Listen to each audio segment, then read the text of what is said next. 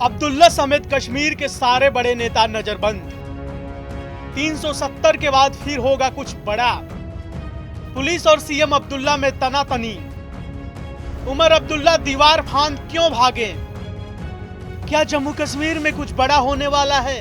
ये सवाल इस समय पूरे कश्मीर के जहन में तैर रही है, और तैरेगी भी क्यों नहीं जब वहां की पुलिस अपने ही सीएम को नजरबंद कर दे, बैरिकेड लगा दे, रास्ते सील कर दे घर के पास। हालात ऐसा हो जाए कि मौजूदा सीएम को दीवार फांद कर जाना पड़े कहीं, तो सवाल तो उठेगा ही, आखिर क्यों ऐसा हुआ?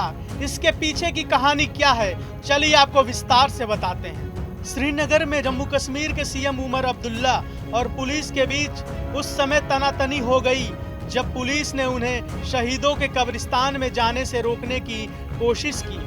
उमर अब्दुल्ला ने पुलिस के रोकने के बावजूद 4 दीवारी फांद कर कब्रिस्तान में प्रवेश किया और 13 जुलाई 1931 के मृतकों को श्रद्धांजलि दी। जम्मू कश्मीर के सीएम उमर अब्दुल्ला ने आरोप लगाया कि उन्हें और अन्य लोगों को शहीदों के कब्रिस्तान जाकर फतिहा पढ़ने से रोका गया। उन्होंने इस घटना को लोकतांत्रिक मूल्यों के खिलाफ बताते हुए प्रशासन पर सवाल उठाए हैं। मुख्यमंत्री ने कहा, हमें कल शहीदों के कब्रिस्तान जाकर फतिहा पढ़ने की इजाजत नहीं दी गई। सुबह से ही हमें अपने अपने घरों में बंद रखा गया। मैंने कंट्रोल रूम को सूचित किया कि मैं वहां जाकर फतिहा पढ़ना चाहता हूं, लेकिन कुछ ही मिनटों में मेरे घर के बाहर बंकर लगा दिया गया। उमर अब्दुल्ला ने आगे कहा कि आज भी उन्हें वहां जाने से रोकने की कोशिश की गई। उन्होंने पूछा, आखिर किस कानून के तहत हमें वहां जाने से रोका गया है? क्या शहीदों को याद करना अब गुनाह हो गया है? उन्होंने 2 टूक कहा, हम किसी के गुलाम नहीं हैं। जब हमारी मर्जी होगी हम शहीदों को श्रद्धांजलि देने यहाँ आएंगे। हमें कल यहाँ आके फातिहा पढ़ने की इजाजत नहीं दी गई। सबको सुबह सवेरे ही अपने घरों में बंद रखा गया।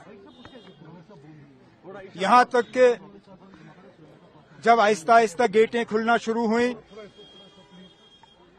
और मैंने कंट्रोल रूम को बताया कि मैं यहां आना चाहता हूं फातिहा पढ़ने के लिए, मिनटों के अंदर अंदर मेरे गेट के बाहर बंकर लगा और रात के 12-1 बजे तक उसको हटाया नहीं गया।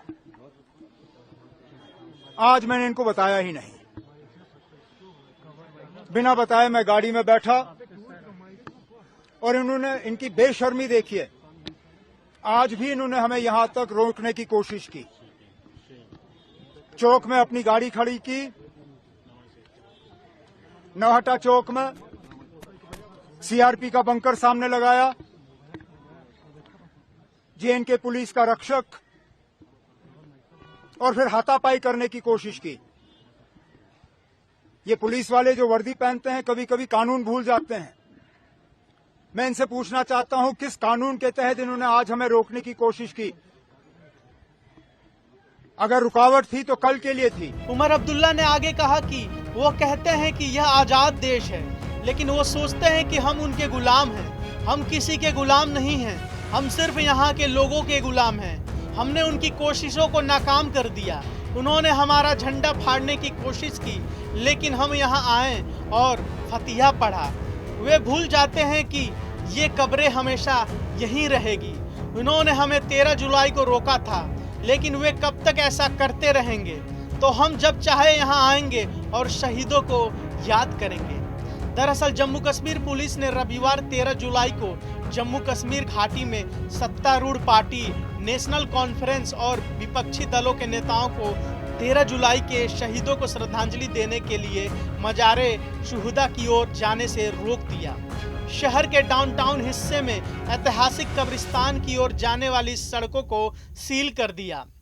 कहने के लिए तो ये कहते हैं ये आजाद मुल्क है, लेकिन बीच बीच में ये लोग समझते हैं हम उनके गुलाम हैं। हम किसी के गुलाम नहीं हैं। हम अगर गुलाम हैं तो यहाँ के लोगों के गुलाम हैं। हम अगर खादिम हैं तो यहाँ के लोगों के खादिम हैं। ये लोग वर्दी पहन के कानून का इस तरह तहस नहस करें, ये बात मेरी समझ में नहीं आता। लेकिन हमने इनकी कोशिशों को नाकामयाब किया इन्होंने हमें पकड़ने की कोशिश की, हमारे झंडे को फाड़ने की कोशिश की, लेकिन इनकी तमाम कोशिशें आज नाकामयाब रहीं। हम आए, हमने फातिहा पढ़ा।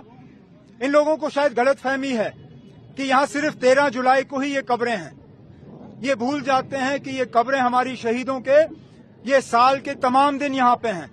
चलिए 13 जुलाई ना सही, 12 जुलाई, 14 जुलाई, 15 जुलाई, दिसंबर, जनवरी, फरवरी, कब तक रोकेंगे? हमारी जब मर्जी होगी हम यहां आएंगे और इन शहीदों को हम याद करेंगे।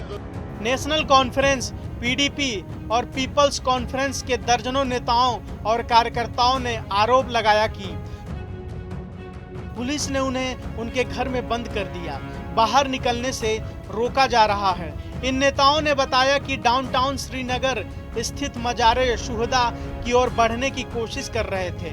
सत्तारूढ़ पार्टी एनसी पीडीपी ने कहा कि उन्होंने ऐतिहासिक कब्रिस्तान का दौरा करने के लिए जिला मजिस्ट्रेट श्रीनगर से अनुमति मांगी थी। ऐसे में सवाल उठता है कि आखिर क्यों नेताओं और कार्यकर्ताओं को रोका गया? आखिर ये लोग वहां चले जाते तो जम्मू कश्मीर में क्या भूचाल आ जाता, या इसके पीछे कोई और कारण है? जो भी दर्शक इस वीडियो को देख रहे हैं, कमेंट में जवाब जरूर दें। क्या उमर अब्दुल्ला को रोकना ठीक था, या जम्मू कश्मीर में सच में कुछ बड़ा होने वाला है? कमेंट में अपनी राय देना न भूलें।